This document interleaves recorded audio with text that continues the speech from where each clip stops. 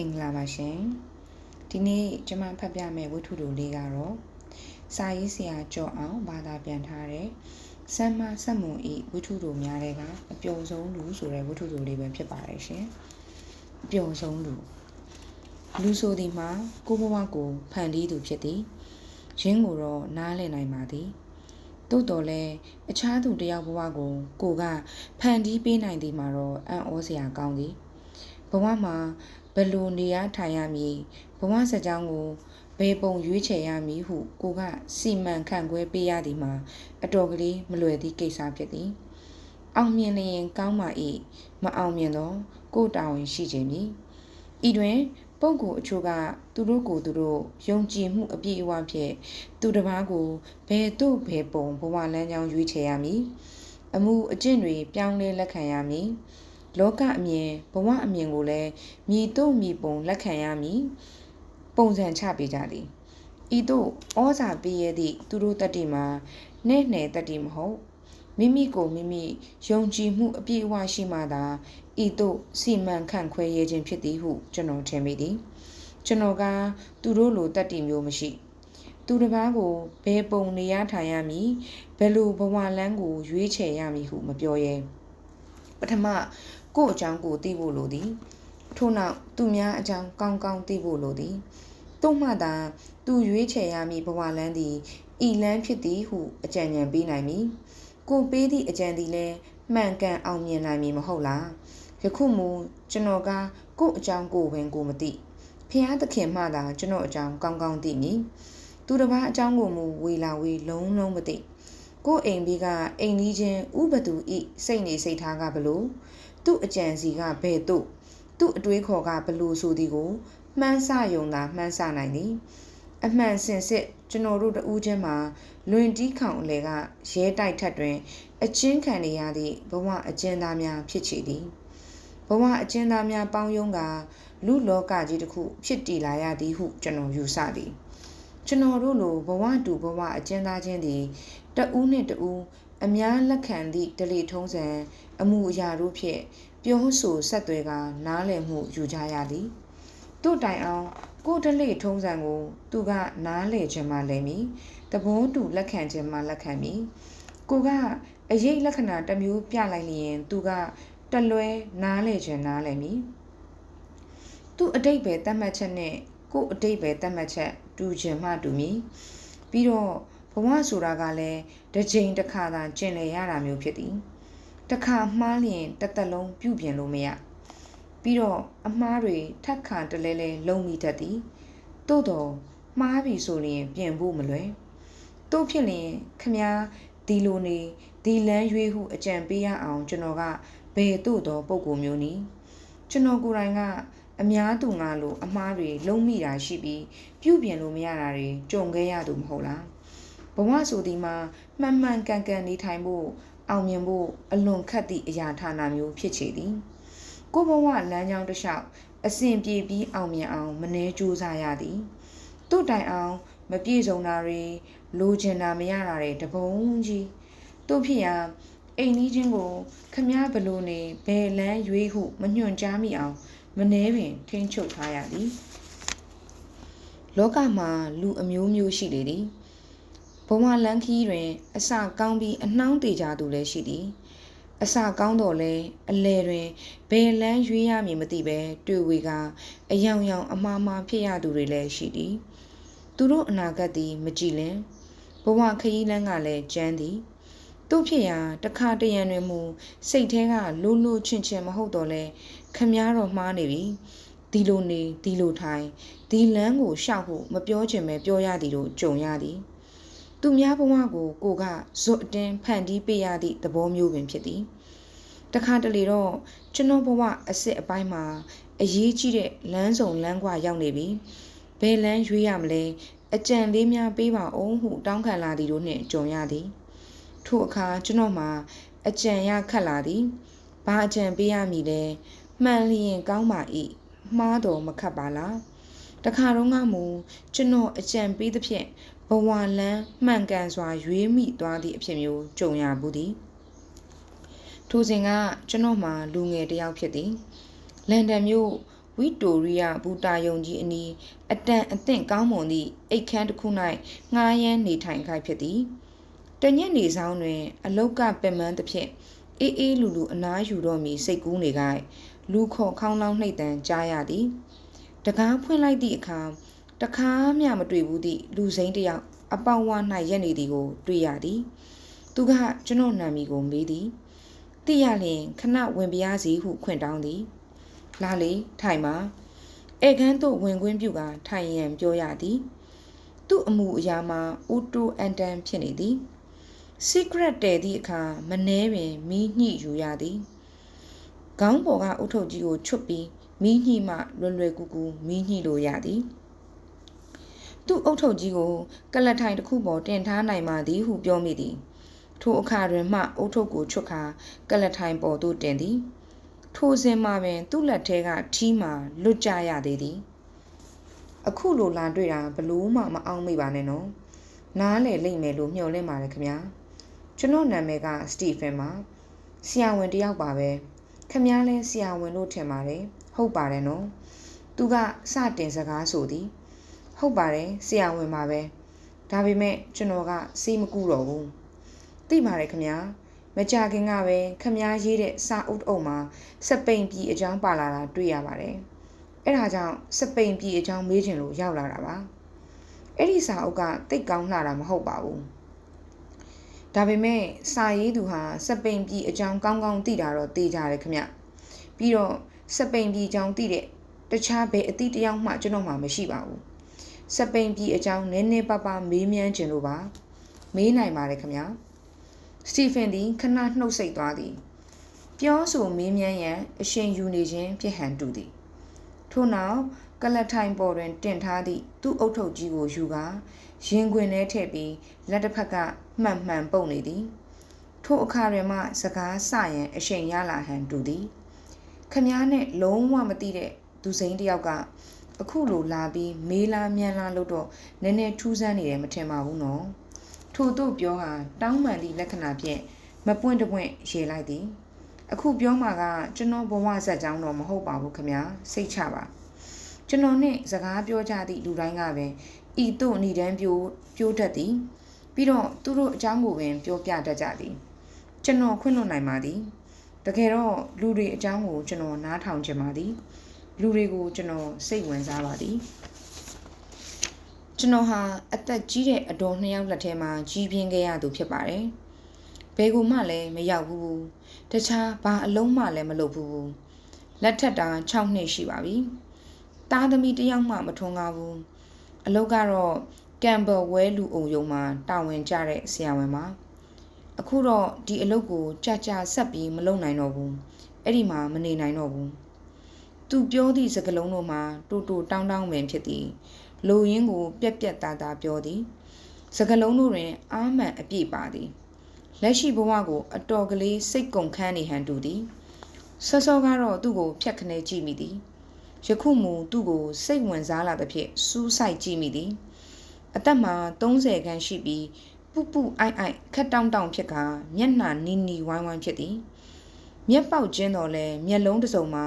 တငယ်အိမ်နက်ဖြစ်ပြီးတော့အယောင်လက်နေသည်သူ့ခေါင်းမှာကြည်စံပုံဖြစ်ပြီးသပင်မှာမဲနှက်နေသည်အင်ကြီးဘောင်းမီဝတ်စုံမှာအပြာဖြစ်သည်အတော်လေးဟောင်းနှွမ်းနေပြီဘောင်းမီမှာဒူးစစ်တင်ဖောင်းပွားနေသည်အိမ်နှစ်ဖက်မှာလည်းဖောင်းပွားကဖို့တီဖတ်တီဖြစ်နေသည်လူအိုယုံမှာတာဝန်ကျတဲ့ဆရာဝန်အလုပ်ဆိုတာခမည်းသိမှာပါတနေ့လာလဲဒါပဲနောက်တစ်နေ့ကြာတော့လဲဒါပဲကြာတော့ညီးငွေလာတယ်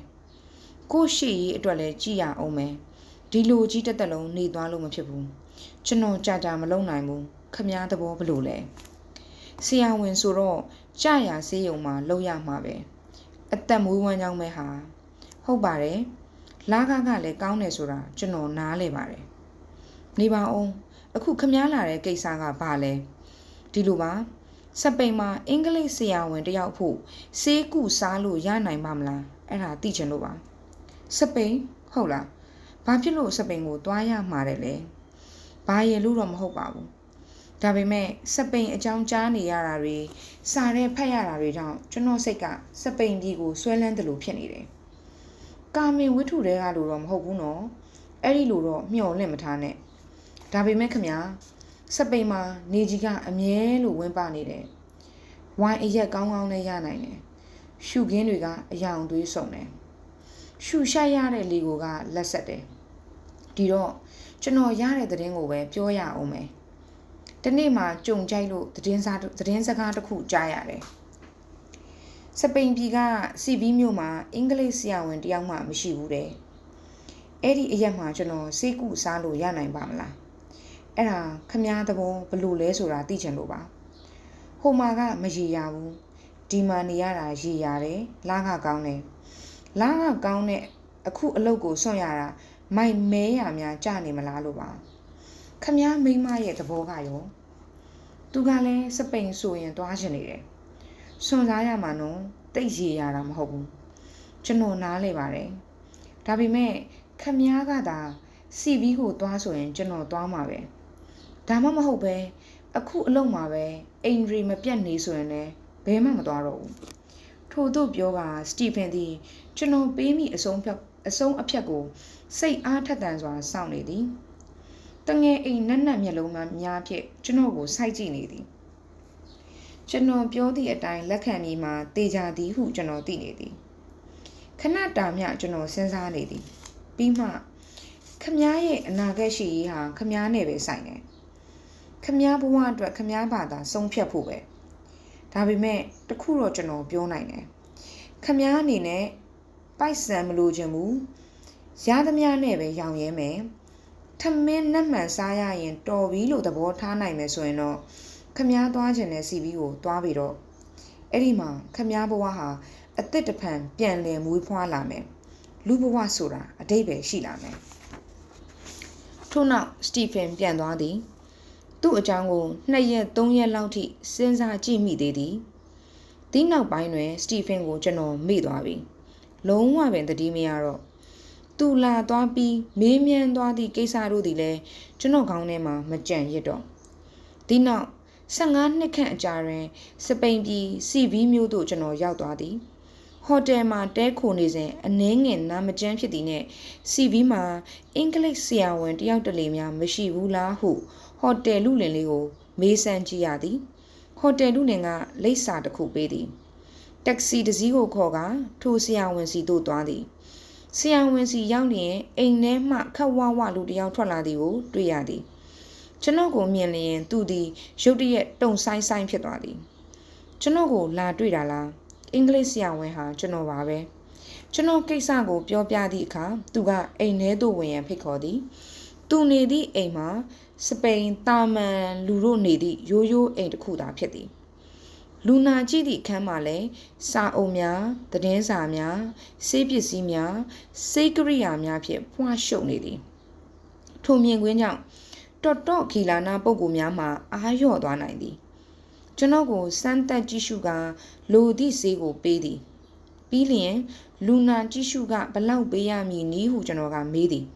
ထိုအခါဆရာဝန်သည်ခေါင်းခါကပြုံးသည်ဆေးဖို့ရောကြည့်ရှုကရောပေးစရာမလိုပါဘူးဘာလို့မယူရမှာလဲခမကျွန်တော်ကဆိုသည်ခမကျွန်တော်ကိုမမှတ်မိဘူးလားကျွန်တော်ဒီရောက်လာတာခမပြောလိုက်တဲ့စကားတစ်ခွန်းကြောင့်ပဲကျွန်တော်ဘဝတစ်ခုလုံးကိုခမပြောင်းလဲပေးလိုက်တာပဲကျွန်တော်စတီဖန်လေးသူဘာတွေပြောနေမှန်းကျွန်တော်နားမလည်နိုင်သည်ထိုအခါတွင်မှလွန်ခဲ့သည့်15 နှစ်ခန့်ကကျွန်တော်စီလာတွေ့သည့်အကြောင်းကိုပြန်လည်ပြောပြသည်ကျွန်တော်တို့ပြောဆိုဆွေးနွေးကြသည့်စကားလုံးများကိုပြန်လည်အစဖော်သည်ဒီတော့မှထိုအကြောင်းကိုပြန်လည်အမှတ်ရလာသည်ခမည်းနဲ့ပြန်တွေ့နိုင်မှာအောင်မလားဆိုတာတွေးပြီးမျှော်လင့်နေတာခမည်းကိုကျေးဇူးတင်စကားပြောဖို့အခွင့်အလမ်းကိုစောင့်နေတာဒီလိုဆိုတော့ခမည်းရဲ့ဘဝခရီးဟာအောင်မြင်တယ်ပေါ့ထို့သို့မင်းသူ့အကဲခတ်ကြည့်မိသည်အလင်ကားထက်ဝနေသည်ခေါင်းမှလည်းပြောင်လာသည်မျက်လုံးတို့ကမူခပ်ပျော်ပျော်အယောင်တောက်ပနေသည်ပြည့်ပြည့်ဖြိုဖြိုမျက်နှာနီးနီးတွင်ပျော်ပျော်နေသေးခဲ့အမှုအရာတို့ကိုထင်ထင်ရှားရှားတွေ့ရသည်အဝတ်မှမူပွာရောင်ရောင်ဖိုတီဖတ်သည်ဖြစ်သည်စပိန်အချုပ်သမား၏လက်ရာကိုအထင်သာတွေ့ရသည် သူ့အုတ်ထုတ်ကြီးမှာအနာကားကားနှင့်ပို၍ကြီးလာသည်စပိန်လူမျိုးတွေလက်တင်အမေရိကတွေစောင်းလေးစောင်းထားရှိသည့်ဆွမ်ဘရီယိုအုတ်ထုတ်ကြီးမျိုးဖြစ်သည်သူကကျွန်တော်ကိုစိုက်ကြည့်နေသည်ဝိုင်ပလင်းတစ်ခုမြင်လိုက်လျင်မြင်ချင်းဝိုင်အရက်ကောင်းမှန်တိအကြည့်မျိုးဖြစ်ကြည့်နေခြင်းဖြစ်သည်သူ့အမှုအရာမှာတောက်စားစားဇယိုက်မျိုးဖြစ်သည်သို့တော်ကျင်နာတတ်သည့်နှလုံးသားပိုင်ရှင်ဇယိုက်ပေါ်လွင်နေသည်ဥအတက်ပေါက်ပြီးလူးလှိမ့်နေရသည့်လူနာမျိုးကမူသူ့လိုဆရာဝန်စီမှာခွဲစိတ်ကုသဖို့ဝင်လေးခြင်းဝင်လေးမီသို့တော်လဲသူ့လိုလူနဲ့ဝိုင်တပလင်းလောက်အတူတောက်ရန်ကိုမူဝင်လေးမည်မဟုတ်နေပေါင်းခမလက်ထပ်ပြီးသားမဟုတ်လားဟုတ်ပါတယ်ကျွန်တော်မိန်းမလိုက်လာတယ်ဒါပေမဲ့စပိန်မှာမပျော်လို့ကမ်ဘယ်ဝဲကိုပြန်သွားပြီဟိုမှာပဲသူပြောပါတယ်ခင်ဗျာ။အော်ဒါအတွက်တော့စိတ်မကောင်းဘူးဗျာ။သူ့မျက်လုံးအစုံတွင်အရက်မူးသမားအပြုံးမျိုးအယောင်လက်လာသည်ကိုတွေ့လိုက်ရသည်။သူ့ပုံပန်းမှာဂရိနတ်ပုံမြင်တွေကဆိုင်လိနက်ဖျားနဲ့တူနေသည်ဟုထင်မိသည်။ဘဝဆိုတာပေးဆက်ခြင်းနဲ့အတူရယူခြင်းတွေလည်းအများကြီးရှိပါတယ်။နှစ်သိမ့်စုတွေလည်းရှိပါသေးတယ်ခင်ဗျာ။ခတ်တိုးသူကပြောသည်သူ့စကားမဆုံးမီမှာပဲအသက်30ကျော်သို့တော့ပြိုမြင့်နုထွားစပိန်အမျိုးသမီးတယောက်တကားဝ၌လာရက်သည်တတ်မှတ်ခြင်းစရာအလှပိုင်ရှင်မျိုးဖြစ်သည်စတီဖင်အားစပိန်လိုပြောနေသည်စတီဖင်ဤဇနီးသစ်ဖြစ်သည်မှာယုံမှားစရာမရှိပါအိမ်ရှင်မအစ်စ်ပင်ဖြစ်ပါသည်သူနှင့်ကျွန်တော်သည်ပြန်ရန်ထကတကားဝသို့ခြေလမ်းပြင်လိုက်သည်တကားဝတွင်စတီဖင်ကဤသို့ဆိုလေသည်ကျွန်တော်ဒီအရက်ကိုလာမယ်ဆိုတော့ခမည်းပြောတာအမှတ်ရတယ်။ပတ်စံမလိုချင်ဘူး။ရသမျှနဲ့ရောင်ရဲမယ်။ထမင်းနှက်မှန်စားရရင်တော်ပြီလို့သဘောထားနိုင်မယ်ဆိုရင်တော့စီဗီကိုခမည်းသွားပြီတော့။အဲ့ဒီမှာခမည်းဘဝဟာအသစ်တဖန်ပြန်လဲမွေးဖွားလာမယ်။လူဘဝဆိုတာအတိတ်ပဲရှိလာမယ်လို့ခမည်းပြောလိုက်တယ်။ဟုတ်ပါတယ်။ခမည်းပြောတာမှန်တယ်လို့ကျွန်တော်ပြောချင်တယ်။ကျွန်တော်မှငွေကြေးအနေနဲ့ပြောရင်မချမ်းသာပါဘူးရှေ့လျှောက်လဲချမ်းသာမှာမဟုတ်ပါဘူးဒါပေမဲ့ဖယားသခင်ဂုဏ်ကျေးဇူးကြောင့်ကျွန်တော်ပျော်နေရတယ်အခုကျွန်တော်နေရတဲ့ဘဝကိုဘယင်တစ်ပါးရဲ့ဘဝနဲ့တောင်မလဲနိုင်ပါဘူးခင်ဗျာဟုတ်ကဲ့ကျေးဇူးတင်ပါတယ်ရှင်